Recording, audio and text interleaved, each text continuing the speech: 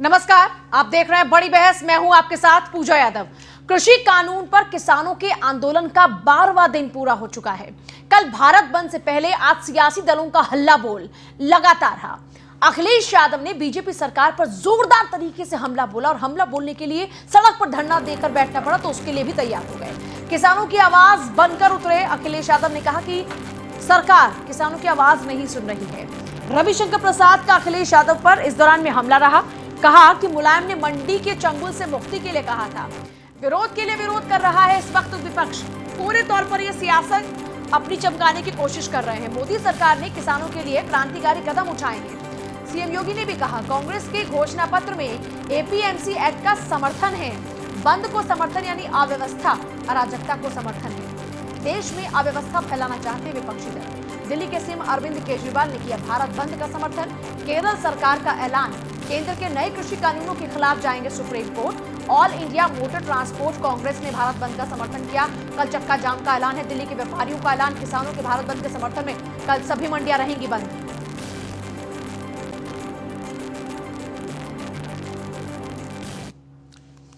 चार तस्वीरों के जरिए इस वक्त भारत में जो इस वक्त आंदोलन फल फूल रहा है और उसके बाद कैसे अपनी सियासत को चमकाने के लिए जबरदस्त तरीके से विपक्ष भी राजनीति कर रहा है और किसानों के हित में खड़ा होने का जो दावा कर रहा है, उसको लेकर किसानों का मत क्या है, इसको लेकर भी हम चर्चा करेंगे। फिलहाल ये चार तस्वीरें आपके सामने हैं आंदोलन का 12वां दिन, जहां पर आप देखेंगे किस तरीके से किसान अब भी डटे हुए हैं और दिल्ली को चौतरफा घेरने की तैयारी अब शुरू हो चुकी है पूर्ण रूप से। इससे पहले समझा बुझाकर किसानों को हटाया गया, लेकिन अब लग रहा है कि तस्वीर ऐसी नहीं रहेगी। फिलहाल 6 तस्वीरों के जरिए आप देखिए। आज समाजवादी पार्टी का प्रदर्शन रहा। सीतापुर, सोनभद्र, अलीगढ़, प्रतापगढ़, कन्नौज, शाहजहांपुर तक आपको लाल टोपियां नजर आएंगी। ये लाल टोपी वाले कोई और नहीं, समाजवादी पार्टी के कार्यकर्ता हैं। समाजवादी पार्टी अपनी साइकिल को लेकर किसानों के बीच में उतर चुकी है और ये दावा कर रही है कि ये सरकार अंधी है, बहरी है और गूंगी है, इसीलिए इसे किसान की ना आवाज सुनाई दे रही है, ना ये किसान की हालत को देखना चाहते हैं और ना ही ये किसान की बात को सुनना चाहते हैं। अखिलेश यादव ने अब खुद मोर्चा संभाला है। इससे पहले बार बार ये पूछा गया कि अखिलेश कहाँ हैं। अखिलेश विदेश में बैठे हैं। बीजेपी ने जबरदस्त तरीके से समाजवादी पार्टी की घेराबंदी की, लेकिन इस बार अखिलेश खुद सड़क पर धरने पर बैठ गए।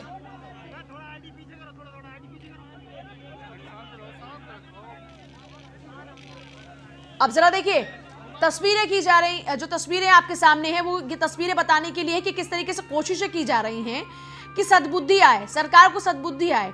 एक तरफ बुद्धि शुद्धि यज्ञ चल रहा है। ये बुद्धि शुद्धि यज्ञ सरकार के लिए है कि सरकार की बुद्धि खुल जाए और शुद्धि आए उस बुद्धि में, ताकि वो किसानों के हित की बात को समझ पाए। सेम नोएडा में आप देखिए एक अलग ही तरह का आपको नजारा नजर आएगा, जहां पर भैंस के आगे बीन बजाई जा रही है। ये कहकर दिखाने की, प्रदर्शित करने की कोशिश की जा रही है किसी तरीके से सरकार के सामने किसान बीन बजा रहे हैं और जिस तरीके से भैंस के आगे बीन बजाने का कोई मतलब नहीं होता, ना भैंस कभी सर हिलाती है और ना ही उस पर कोई किसी तरह का रिएक्शन देती है।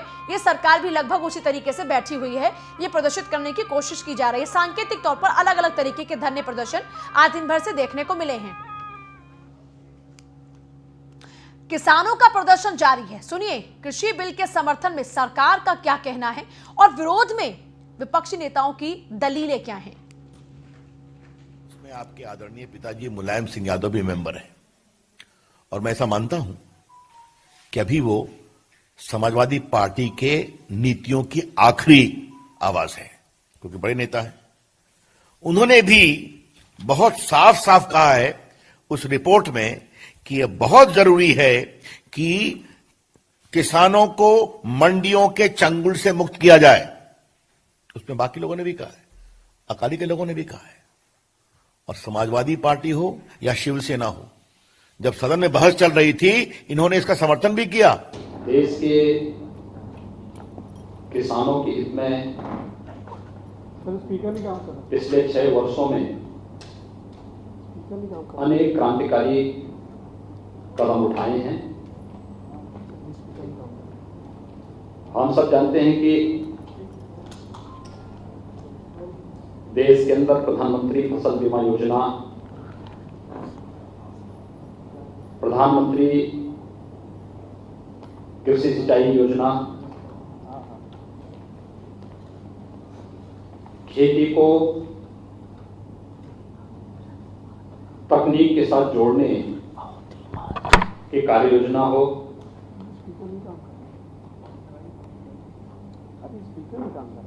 देश के मंडियों को ई नाम से जोड़ करके वन नेशन वन मार्केट के तर्ज पर मंडियों को और किसान के उत्पाद को देश के अंदर कहीं भी बेचने और किसी भी प्रकार के मंडी शुल्क से मुक्त करने का क्रांतिकारी कदम हो। न्यूनतम समर्थन मूल्य किसान को लागत का 1.5 गुना दाम उपलब्ध कराने का रहा हो, या फिर प्रधानमंत्री किसान सम्मान निधि। किसान 24 घंटे मेहनत करके पसीना बहा के धान उगाता है हमारे लिए। आज किसान मुसीबत में, हम सबका, पूरे देशवासियों का फर्ज है कि अरे कट करो ना, ये नहीं पे कट करो। मैं आज सारी सुविधाओं का जायजा लेने आया। यहाँ पे टॉयलेट्स हैं, ये मैं देखा, साफ सफाई उधर पानी जा नहीं पा रहा, तो आज ये मोटर वगैरह और पाइपलाइन लगा के अंदर पानी ले जाएंगे।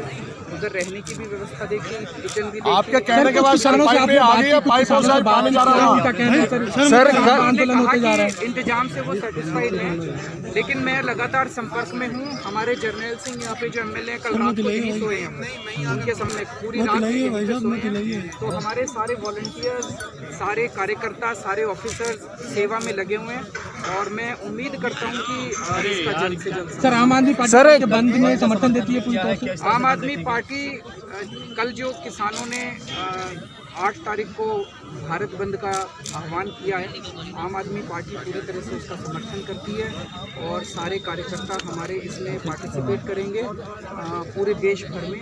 और मैं उम्मीद करता हूं कि पूरे शांतिपूर्ण तरीके से पूरे देश के अंदर सब लोग इसमें शामिल हों। मैं पूरे देश के लोगों से अपील करता हूं कि सब लोग किसानों को जागरूक करते हैं, किसानों में अपनी बात रखें। जिस कानून को लेकर के पूरे देश का किसान नाराज है और दिल्ली घेर के बैठा है, सरकार कानून को वापस ले लेती है। वो बात कहाँ चली गई आय दोगुनी की? ये सरकार को किसान अभिशाप लगने जा रहा है। सरकार को, ये सरकार बचने वाली नहीं है। पीएम कन्नौज कोरोना का तर्क दे रहे हैं, आज ही बड़ा कार्यक्रम आगरा में हो रहा है। सर, हम आप लोग बैठे हैं, ये प्रशासन की वजह से बैठे हैं, सरकार की वजह से बैठे हैं। और अगर प्रशासन और सरकार चाहती तो ये हम लोग दूरी बना करके बैठे होते। भारतीय जनता पार्टी के लिए कोई कोरोना नहीं है, कोरोना केवल विपक्षियों के लिए है। क्या भारतीय जनता पार्टी के लिए कोरोना है? नहीं, भारतीय जनता पार्टी के लिए कोई कोरोना नहीं है। वो कहीं सभाएं करें, देश में सभाएं कर लें, चुनाव प्रचार कर लें, उनके लिए कहीं कोरोना नहीं है।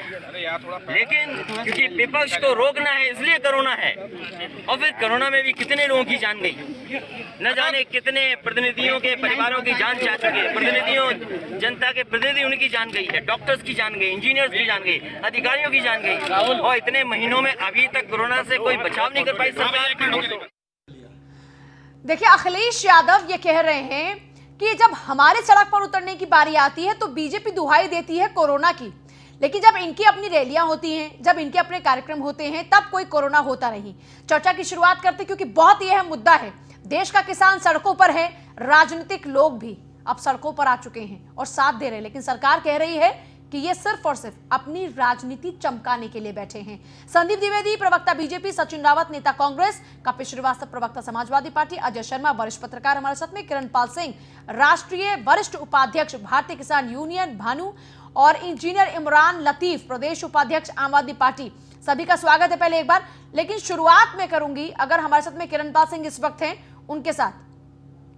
किरण पाल सिंह ही अभी तक नहीं जुड़े हमारे साथ में, तो उम्मीद है कि बहुत जल्द हमारे साथ जुड़े हमारे साथ। चलिए, तमाम मेहमान, तो शुरुआत बीजेपी के साथ कर लेते हैं, क्योंकि बाकी सब तो घेराबंदी कर ही रहे हैं, लेकिन सरकार बार बार ये क्यों कह रही है कि सिर्फ आप ही किसानों के हितैषी हैं? संदीप जी, बुरी तरीके से घिरे हैं आप, किसान आपको कोस रहा है, विपक्षी पार्टियां आपको कोस रही हैं, लेकिन आपका हट भी कमाल है। नहीं, देखिए, मुझे लगता है कि ये कहना कि सरकार किसी हट में है, ये बहुत ही हास्यास्पद बयान मैं कहूंगा इसको।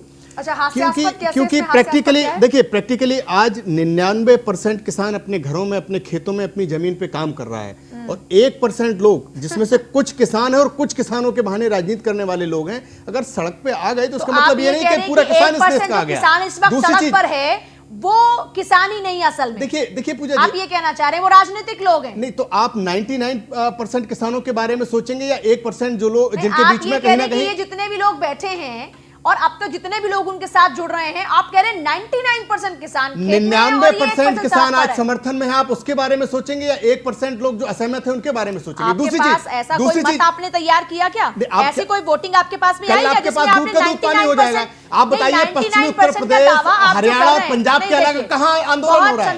क्या पूरा का पूरा देश का किसान? कुछ किसानों को हो सकता है कि आप उनको भरोसे में ना ले पाए हो, लेकिन ये कह देना कि वो सिर्फ 1% किसान जो सड़कों पर बैठा हुआ है, ये गलत बात है आपकी। दूसरी चीज, मैं एक चीज और आपको एक आंकड़ा दूं। आप देखिए, इस पूरे आंदोलन का जो मेन एरिया है वो पंजाब है, और पंजाब ने तो ये 3 कानून लागू ही नहीं किए, फिर विरोध किसका?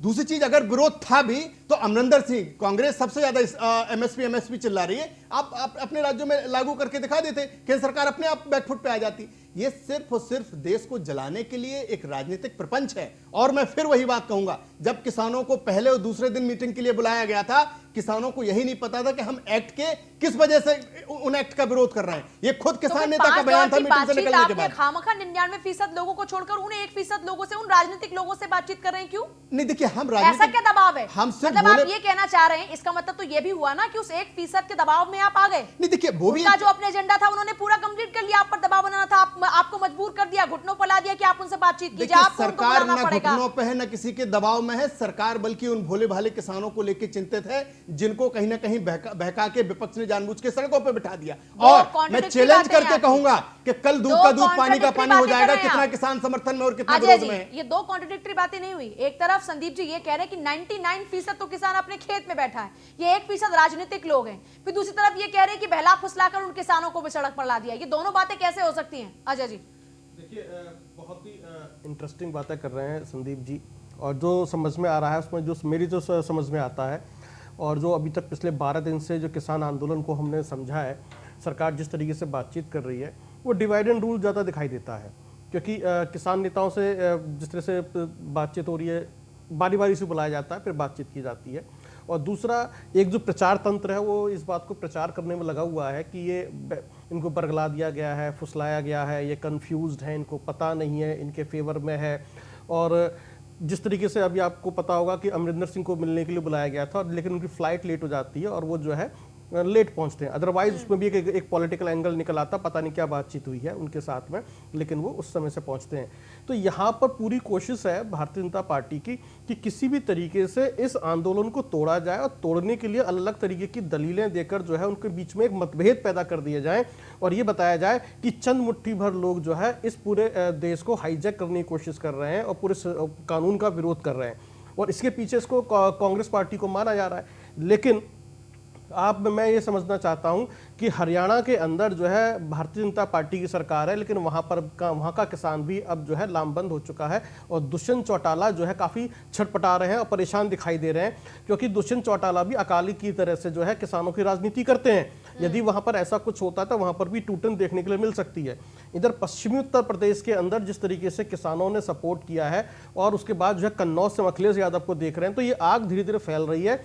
ये उसी वक्त समझ में आ जाना चाहिए था कि जब 6 महीने की बात किसान कर रहे थे, यानी कि 6 महीने 1% की बात करिए, उस 1% से डर गई क्या इस वक्त सरकार? देखिए, डरी हुई है, वही समझ में आ रहा है कि यदि अगर मैं बीजेपी की प्रवक्ता की बात को सही मान लूं, तो क्या आप 1% से इतने भयभीत हैं? यदि बाकी के किसान भी सड़क पर आ जाएंगे तो आपकी क्या स्थिति होगी? संदीप द्विवेदी जल्दी से। देखिए, अगर 1% का एक व्यक्ति भी किसी बात से असहमत है, तो सरकार का दायित्व तो बनता है कि कहीं ना कहीं उसकी बात को समझे और उसको समझाने का प्रयास करे। पर ये तो राजनीतिक लोग हैं ना। नहीं, देखिए, आपने कहा कि वो तो राजनीतिक लोग हैं। जो राजनीतिक लोग हैं उनसे सरकार ने किसी भी तरह की बात नहीं की, और जो देश विरोधी बातें करते हैं उनसे भी सरकार किसी भी तरह की बात करने मैं समझना चाहता हूं इनमें से कौन सा व्यक्ति राजनीतिक है, कौन सा व्यक्ति राजनीतिक, किसानों में कौन सा व्यक्ति राजनीतिक है? राजनीतिक क्या है? राकेश टिकैत राजनीतिक है, या जो किसान संगठन वहां मौजूद हैं वो राजनीतिक हैं, उन्होंने अपने मंच पर कौन से पॉलिटिकल व्यक्ति को चढ़ने दिया, वहां से भाषण देने दिया, किसी को भी नहीं पहुंचने जो ये दिया कह है। रहे थे कि हमने इंदिरा को ठोक दिया, मोदी क्या चीज नहीं थी, नहीं, वो क्या ये थे? वही मैंने कहा, ये उसी प्रचार रैली का बयान है। जो लोग ये कहते, जिन्होंने खुल के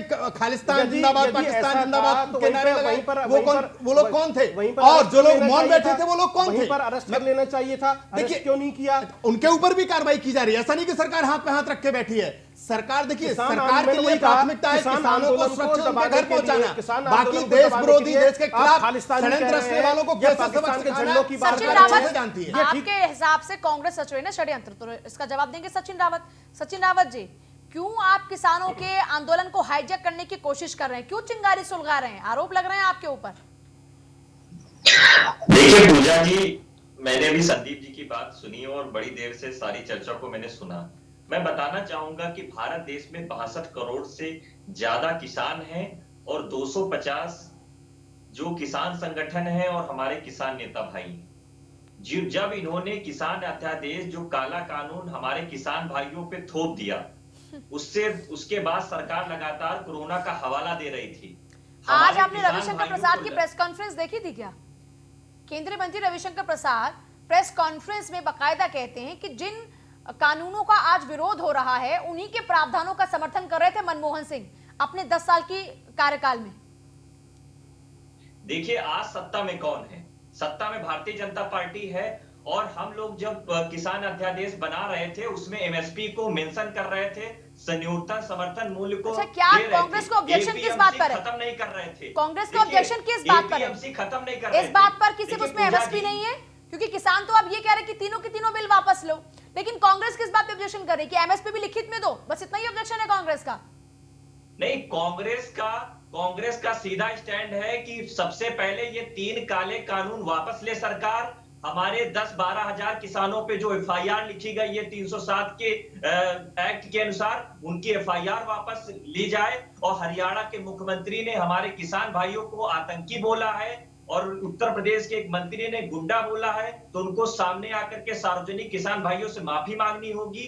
और इस काले कानून को प्रधानमंत्री जी वापस लेकर के, जो स्वामीनाथन रिपोर्ट की प्रधानमंत्री जी ने 2014 में बात की थी कि हमारी सरकार बनेगी, अब स्वामीनाथन रिपोर्ट। अजय शर्मा का एक सवाल आप तक आ रहा है। अजय शर्मा का एक सवाल एक सवाल है, सिर्फ एक ही सवाल है सचिन जी मेरा आपसे। सचिन जी सुन लीजिए, सचिन जी सुन लीजिए, जो प्राइवेट, अरे सचिन जी सुन लीजिए, किसानी का सुन लीजिए, इस वजह से पूरा, अरे सुन लीजिए, शायद आवाज नहीं पहुंच पा रही है। अजय जी आप बोलिए, मैं पहुंचा। मेरा एक ही सवाल है आपसे। आपने ये कहा कि भारतीय जनता पार्टी काले कानून को वापस ले, लेकिन मनमोहन सिंह सरकार में काला कानून बनाया गया था, तो काला कानून आपने क्यों बनाया और ये क्यों बनाया आपने? इसकी नींव क्यों रखी अपने काले कानून की? तो आपको किसान हितैषी कैसे समझ लिया जाए, बताइए आप। आपने काला कानून बनाया है क्यों? बीजेपी से तो किसान बातचीत कर रहे हैं, लेकिन आपने तो बीज बोया है ना काले कानून का, बीज तो आप ही नहीं बोया ना। इसका जवाब दे दीजिए, आपने काला कानून क्यों बनाया? बिल कांग्रेस पार्टी ने जब लागू किया तब आपके नेता छाती पीट रहे थे सदन के अंदर। वही तो बात है ना, आप लोग विरोध कर रहे थे, लेकिन आज आप जब करें तो सही, ये जब करें तो गलत। सचिन रावत ये कैसे है? क्योंकि जो डबल स्टैंडर्ड हो गए ना ये तो। मतलब आप इसमें फिर नीति की प्रॉब्लम है या नियत की प्रॉब्लम है? आपको ऑब्जेक्शन किस बात पर है, नीति पर या नियत पर? दामों पे सिर्फ बेच दे रहे थे। ये तो बहुत बड़ी बात हो गई ना। नहीं, ये तो दोहरी बातें हो गई सचिन रावत। जरा मैं आपको पूरा वक्त दे रही हूँ, आप सोच लीजिए क्या जवाब देंगे। आपकी सरकार में ये नीति और नियत सही है, इनकी सरकार में नीति नियत गलत है, फिर तो आपको कहने का अधिकार ही नहीं है। जो सरकार होती है जवाबदेही उसकी होती है। अगर हम आपने बीज क्यों बोया? आप पहले जिस बात का समर्थन कर रहे थे आज उस पर ऑब्जेक्शन क्यों है? आज की डेट में जो प्रदर्शन हमारे किसान भाई कर रहे हैं, कांग्रेस पार्टी उनके साथ खड़ी है और हम लोग सड़क से लेकर तो राजनीति की बात हो गई ना ये तो। इसका मतलब ये हुआ कि आप राजनीति करें। कपिल श्रीवास्तव के पास चलूंगी मैं, ठीक है? कपिल श्रीवास्तव, हर समय कपिल श्रीवास्तव, इस बार तो अखिलेश यादव भी सड़कों पर उतर आए। जो लोग आपसे सवाल पूछा करते थे कहां है अखिलेश, इस बार अखिलेश उनको जवाब देने के लिए सड़कों पर भी उतर आए हैं, किसानों के साथ, उनके हक की लड़ाई लड़ने के लिए।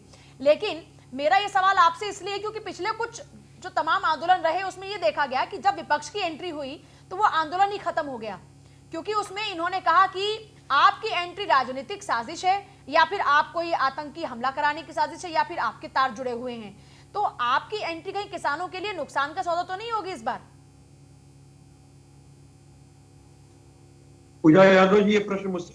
हाँ कपिल जी, आप ही से। ये कि बहुत सीधी सी बात है वो तो जब भी कोई आंदोलन करेगा, चाहे सीएए का कर रहा हो, चाहे ये किसान आंदोलन है, ये मानने के लिए नहीं तैयार है कि ये आंदोलन इसी देश के लोग कर रहे हैं, इसी देश का किसान कर रहा है। ये हमेशा कहीं ना कहीं साइड देखते हैं कि कैसे इस आंदोलन को तोड़ दिया जाए। यानी कुल मिला के ये तानाशाही रवैया अख्तियार किए हुए हैं। अब बात इस चीज की रह गई कि विपक्ष ने तो किसान को मॉरल सपोर्ट किया हुआ, और हम जो आज सड़क पर हैं वो भी एक तरीके से मॉरल सपोर्ट पे हैं। लेकिन किसान तो बैठा हुआ है मॉरल सपोर्ट विपक्ष की राजनीति नजर आती है। वो तो ये कह रहे हैं कि आप लोग, विपक्ष जो है विरोध की राजनीति कर रहा है, सिर्फ अपनी सियासत को चमकाने के लिए आप इनके आंदोलन को हाईजैक कर रहे हैं। वरना खुद एग्रीकल्चरल स्टैंडिंग कमेटी के मेंबर है मुलायम सिंह यादव, और वो खुद कहते थे कि सुधार होने चाहिए, लेकिन आज आम आदमी पार्टी, माफ कीजिएगा, समाजवादी पार्टी को इस पर ऑब्जेक्शन है। देखिए, रिफॉर्म्स के लिए कौन नहीं चाहता है? हम सारे लोग चाहते हैं कि रिफॉर्म्स हो, लेकिन रिफॉर्म्स व्यापारियों के लिए नहीं चाहते हैं। हम लोग चाहते हैं कि किसानों के लिए हो। ये किसने कह दिया कि ये किसानों के लिए रिफॉर्म्स है? ये अडानी अंबानी से चंदा लेने वाली सरकार है। 2000 रुपए के हिसाब से, 500 रुपए के हिसाब से 6000 का सम्मान निधि देती है और इनसे वोट लेती है। और उसके बाद जो सच्चाई है, वो चंदा तो व्यापारी दे पाएगा, ये दे नहीं पाएगा।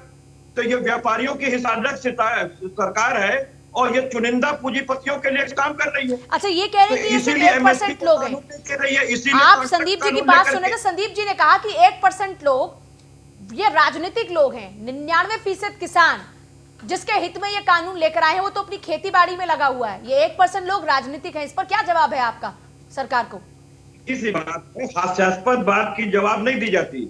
मेरे लिए इनके ये तर्क मायने नहीं रखते, क्योंकि किसान किसान ही बताएगा। हाँ, ये जरूर मैं मान सकता हूँ कि पूजा यादव जी, जिस तरीके से तानाशाही की जा रही है कृषि प्रधान राष्ट्र में, जिनको ये कहते हैं कि हम इनके वोटों से जीते, और यहाँ तक दलील इनके प्रवक्ता देते हैं कि जो अभी ये बिहार में या उत्तर प्रदेश में 7 उपचुनाव जीते हैं, इसमें सब किसानों ने इनके किसान बिल को मान लिया। संदीप जी, तो ये जो बैठे हुए जवाब दीजिएगा, बात कर रहे हैं, ये कौन है?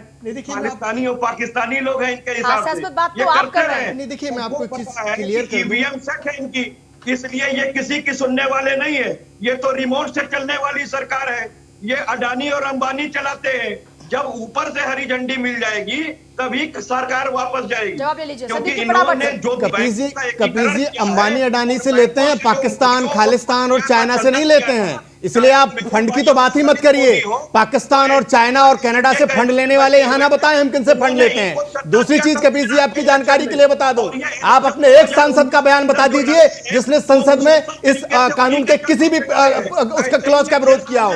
आप एक किसी से अपने सांसद की बात बता दीजिए। जब संसद में पारित हो रहा था तब तो आप मौन धारण किए थे।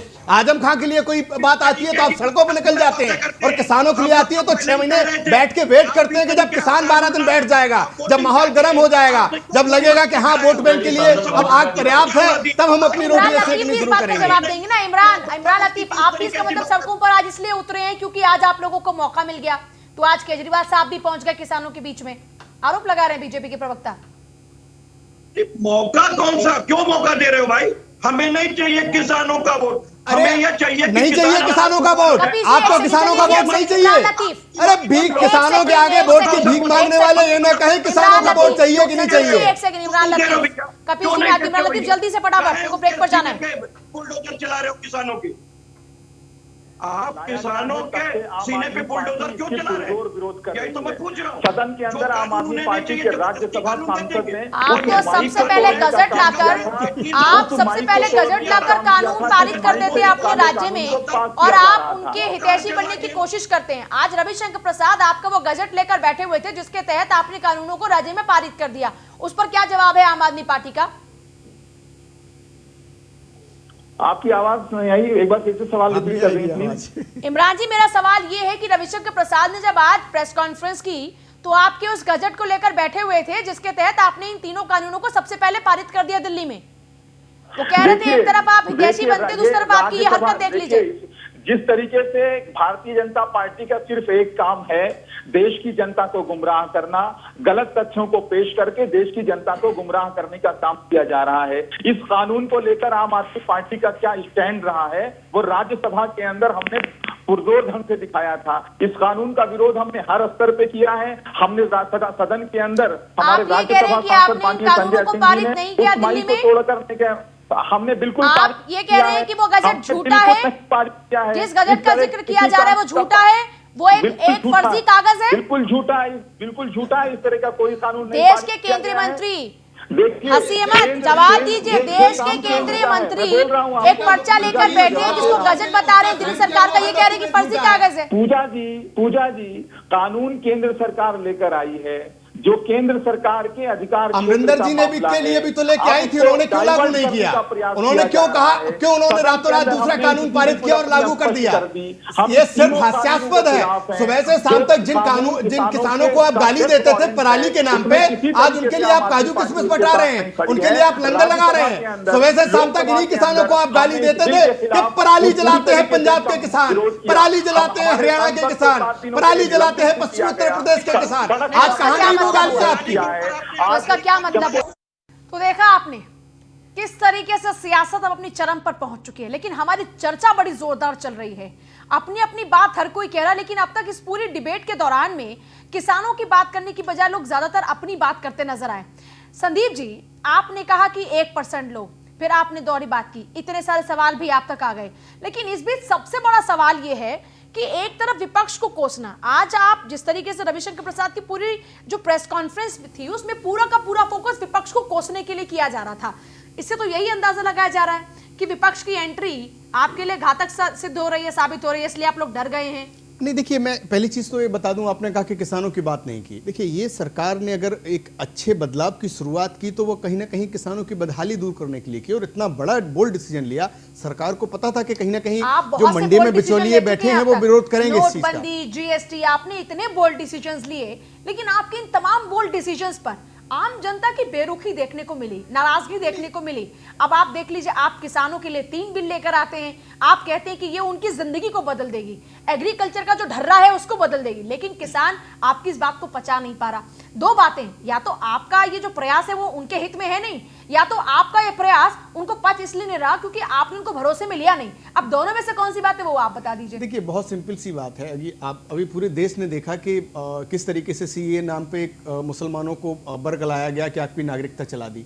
आज पूरा विपक्ष बता दे कितने मुसलमानों की नागरिकता चली गई।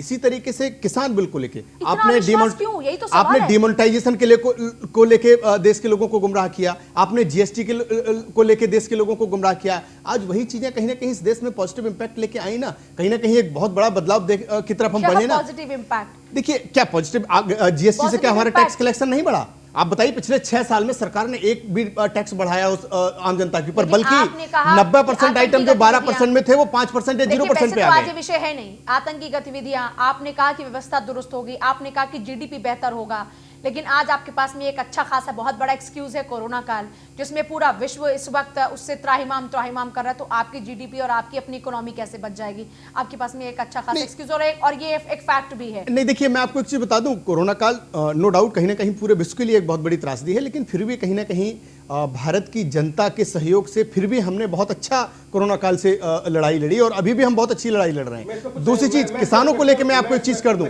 जो लोग संसद में थे, देखिए किसानों की मैं बात कर दूं, सर मैं 1 मिनट अपनी बात खत्म कर लूं, फिर आपका स्वागत है। देखिए, जब आप संसद में थे तब आपसे नहीं बोला गया, संसद के बाहर कानून आए 6 महीने हो गए तब आपसे नहीं बोला गया। आज आप एक पर्टिकुलर स्टेट जहां ये कानून लागू नहीं हुआ, वहां के किसानों को कैसे पता कि इसके क्या लॉसेस हैं? तो कहीं ना कहीं शुरू से ही मंशा गलत थी। सेशन से ही बाहर कर देती है ना। देखिए, दूसरी चीज, आज भी अब देखिए, जब सेशन से ही कांग्रेस बाहर हो जाती है, बेरुखी ऐसी, तो आप किसकी गलती है? अगर आप चर्चा आप नहीं करना चाहते हो तो उसमें सरकार की गलती है। भाई, जब आपको चर्चा करके अच्छी बातें सरकार को सुझाव देना चाहिए था, तब आप वहां धरना प्रदर्शन और शोर करते हैं।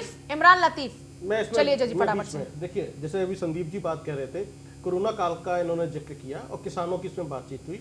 कोरोना काल ने एक बात तो साबित की कि इस पूरे टाइम पीरियड में जो सबसे ज्यादा जरूरत पड़ी वो फूड प्रोडक्ट्स की और ग्रोसरी की सबसे ज्यादा जरूरत पड़ी, उसी का सबसे ज्यादा इस्तेमाल हुआ।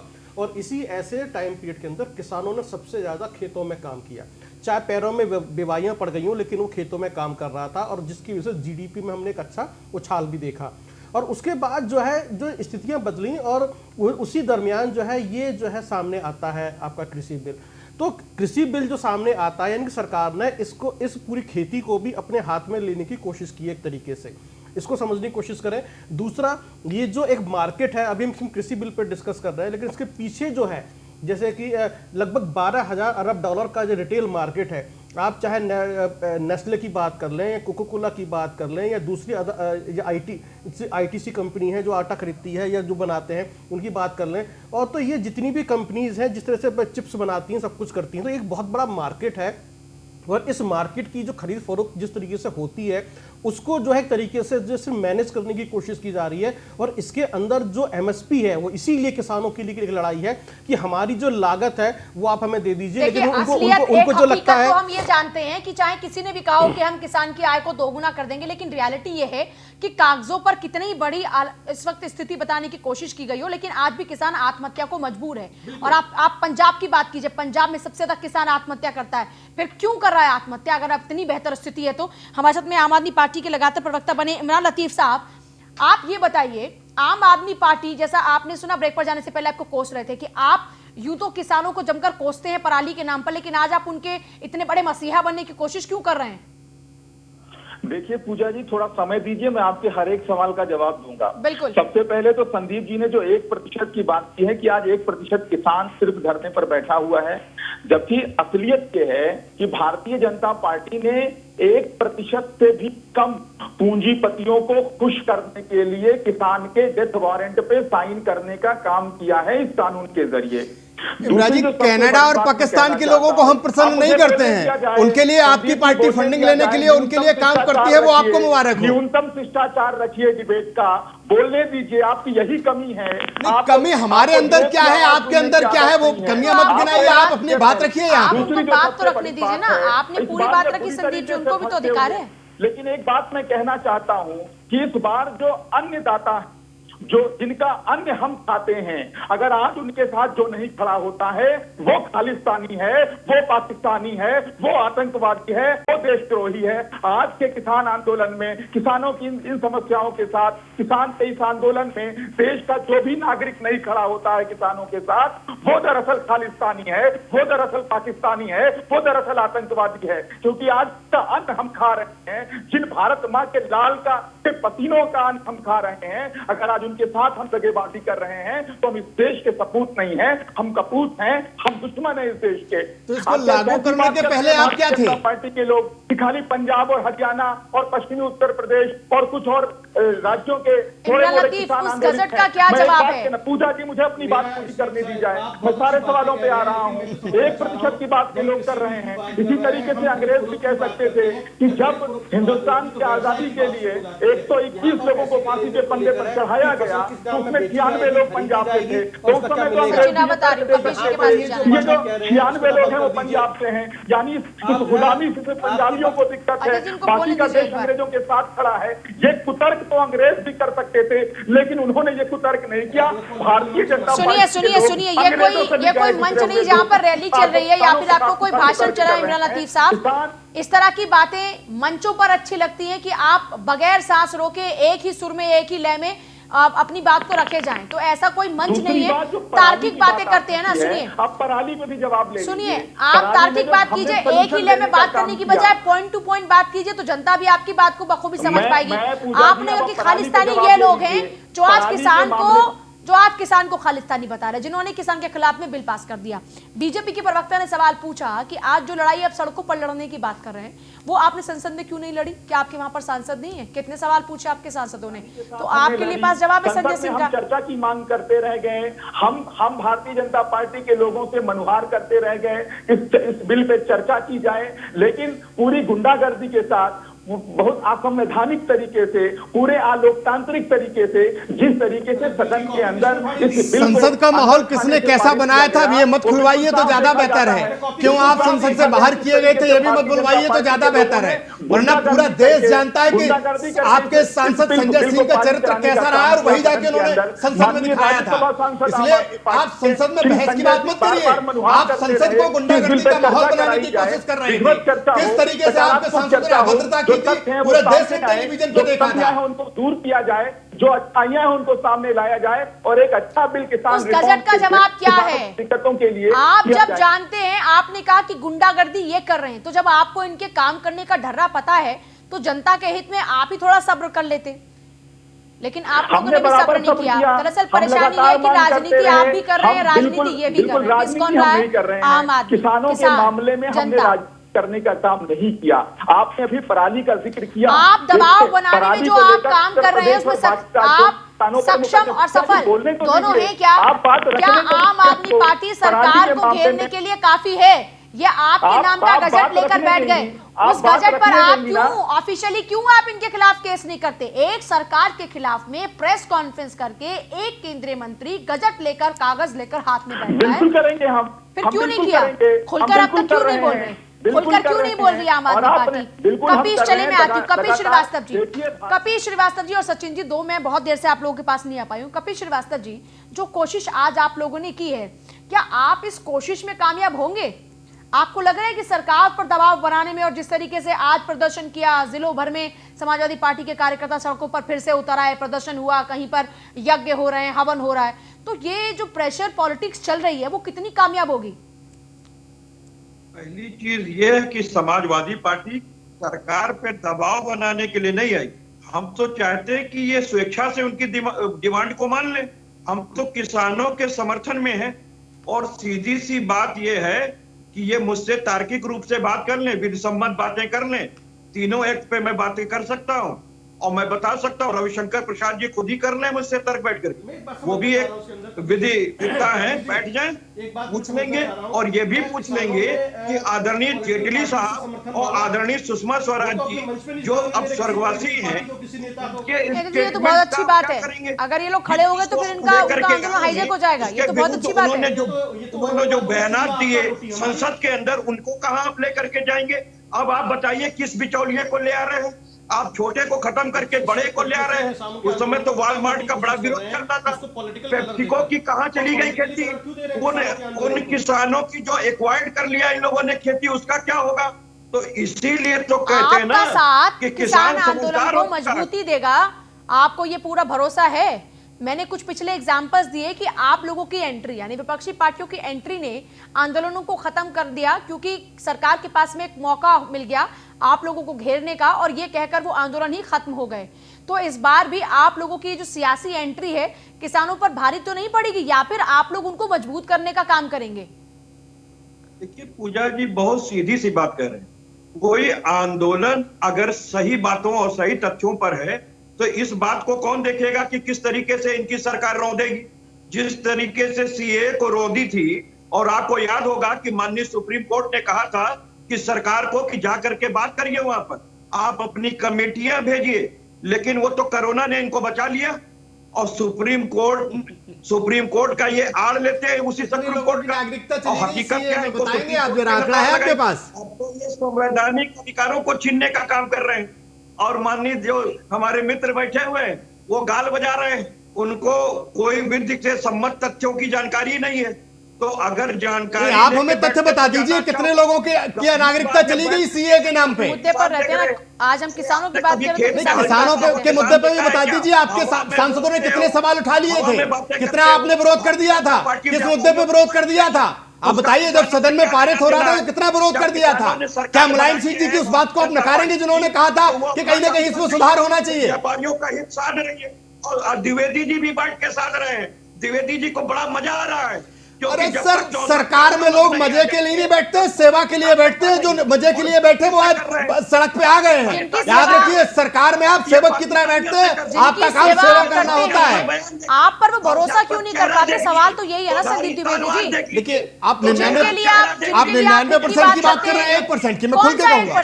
99% जितना विरोध होता है, आप ये कह रहे हैं कि वो सिर्फ 1% लोग हैं। देखिए, आप बेवकूफ लोग हैं वो। देखिए, फिर आप उनके सामने क्यों झुक जाते हैं? क्या साउथ में किसान सरकार क्यों दबाव में आती है? साउथ में किसान नहीं है क्या? बिहार में किसान नहीं है क्या? बंगाल में किसान नहीं है क्या? छत्तीसगढ़ में नहीं है क्या? हिमाचल में नहीं है क्या? उत्तराखंड में नहीं है क्या? राजस्थान में नहीं है? और आप मेजोरिटी की बात कीजिए ना। देखिए, आज मेजोरिटी मैं खुल के कहूंगा, कल दूध का दूध पानी हो जाएगा। कितनी मेजोरिटी के साथ खड़ी है? क्या आप बताइए ना। अब पंजाब का नहीं है, जहां जहां पर ज्यादा किसान है वहां पर देखिए, किसान कल दूध का दूध पानी का पानी हो जाएगा कि इन विपक्षियों को और ये जो किसान इनके साथ गुमराह करके बैठे, इतने देश इनके समर्थन में खड़ा है। काले अंग्रेज ने हिंदुस्तान का बंटवारा करना चाहते हैं, देश का किसानों का बंटवारा करना चाहते हैं। ये अंग्रेजों के, अब हम क्या कह सकते हैं कि ये काले अंग्रेज, इन्होंने सारे गुण वहीं से सीखे।